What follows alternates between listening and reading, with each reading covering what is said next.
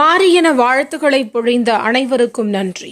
முதலமைச்சர் மு.க.ஸ்டாலின் எக்ஸ் தளத்தில் பதிவு. 12ஆம் வகுப்பு பொதுத் தேர்வு. நேற்றைய தேர்வில் 12,364 மாணவர்கள் பங்கேற்கவில்லை என தகவல்.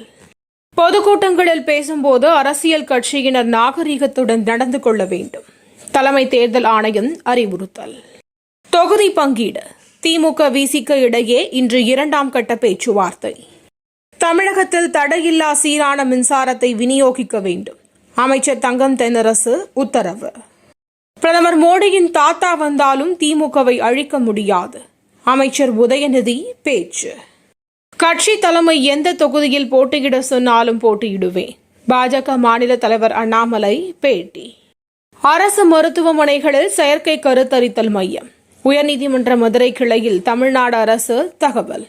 அதிமுகவுக்கு வாக்களித்து பழக்கப்பட்ட மக்கள் மதவாத கட்சியான பாஜகவை ஏற்க மாட்டார்கள். அதிமுக முன்னாள் அமைச்சர் செல்லூர் ராஜு கருத்து. அமமுக பொதுச் செயலாளர் டிடிவி தினகரனுக்கு எதிரான தேர்தல் விதிமீறல் வழக்கு ரத்து செய்து சென்னை உயர்நீதிமன்றம் உத்தரவு. போதைப்பொருள் விற்பனையை இரும்பு கரம் கொண்டு அடக்க தமிழக அரசு முன்வர வேண்டும்.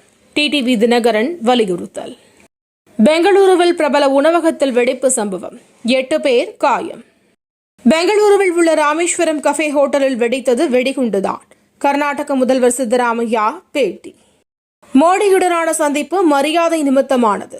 எந்தவித அரசியலும் பேசவில்லை என மேற்கு வங்க முதல்வர் மம்தா விளக்கம்.